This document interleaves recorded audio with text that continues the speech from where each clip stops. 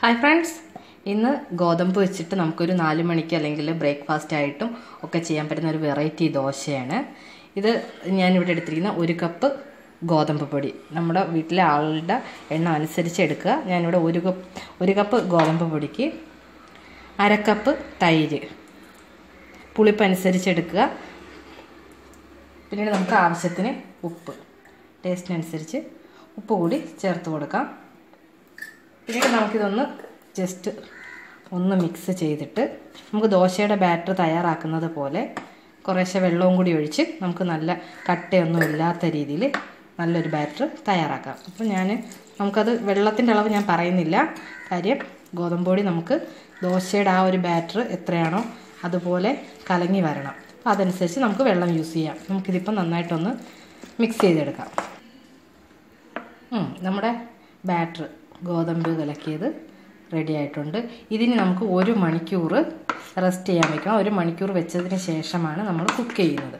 അപ്പോൾ ഇതിന് നമുക്ക് 1 മണിക്കൂർ വെയിറ്റ് ചെയ്യാം. 1 മണിക്കൂറിന് ശേഷം നമുക്ക് ഇതിനകത്ത് കുറച്ച് കാര്യങ്ങൾ ചേർക്കാനുണ്ട്. അപ്പോൾ അതെന്തൊക്കെയാണെന്നും എല്ലാം നമുക്ക് ഇതെന്തായാലും 1 മണിക്കൂർ റെസ്റ്റ് ചെയ്തതിന് ശേഷം കാണാം. അതുവരെ നമുക്കിതൊന്ന് അടച്ച് ഇപ്പോൾ ഏകദേശം 1 മണിക്കൂറോളം കഴിഞ്ഞിട്ടുണ്ട്. നമുക്കിതൊന്ന് എടുക്കാം. തൈരൊക്കെ ഒഴിച്ചതുകൊണ്ട് ഒരു പുളിപ്പും ഒക്കെ ആയിട്ട് ഉണ്ട്. ഇനിയിപ്പോൾ നമുക്കിതിലേക്ക് സവോള, ഞാനിവിടെ ഇനി ചേർക്കാനുള്ളത് സവോള ഒരു 2 സവോള മീഡിയം സൈസ് അരിഞ്ഞ് വെച്ചിട്ടുണ്ട്. പച്ചമുളക്, അതും 2 പച്ചമുളക്, പിന്നെ കുറച്ച് മല്ലിയില, അതുപോലെ കറിവേപ്പില, ഇതെല്ലാം കൂടി നമുക്ക് ഇതിലോട്ട് ചേർത്ത് കൊടുക്കാം.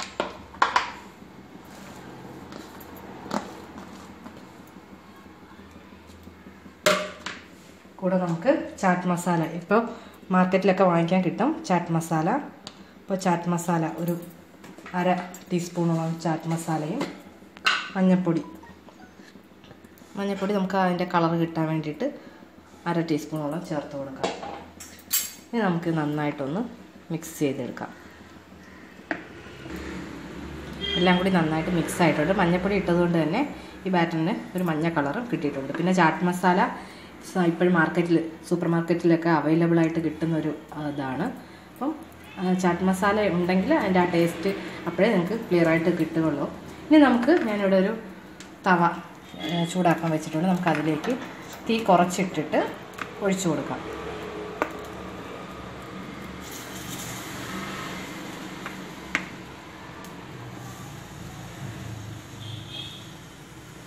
ഇതൊരു ബ്രേക്ക്ഫാസ്റ്റ് ആയിട്ടും നമുക്ക് കുട്ടികൾക്ക് ലഞ്ച് ബോക്സിൽ കൊടുത്തു വിടാനും ഒക്കെ ആയിട്ടും, പിന്നെ 4 മണിക്ക് ചായക്കൊപ്പം ആണെങ്കിലും നമുക്ക് ട്രൈ ചെയ്യാൻ പറ്റുന്ന ഒരു നല്ലൊരു ഡിഷാണ്. ഗോതമ്പാണ്, അതുകൊണ്ട് തന്നെ ഹെൽത്തിയാണ്. നമുക്ക് ഇതിലേക്ക് കുറച്ച് ഓയിൽ,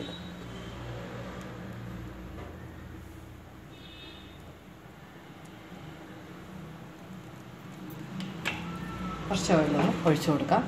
ഇനി നമുക്കൊരു സൈഡ് ആകുമ്പോഴത്തേക്കും നമുക്ക് തിരിച്ചിട്ട് 2 സൈഡും ഒരുപോലെ ഒന്ന് ബ്രൗൺ കളർ ആവുന്നത് പോലെ തിരിച്ച് മറിച്ചിട്ടെടുക്കാം. അപ്പോൾ ഏകദേശം ഒരു സൈഡ് ആയിട്ടുണ്ട്. നമുക്കപ്പോൾ ഒന്ന് മറിച്ചിട്ടെടുക്കാം.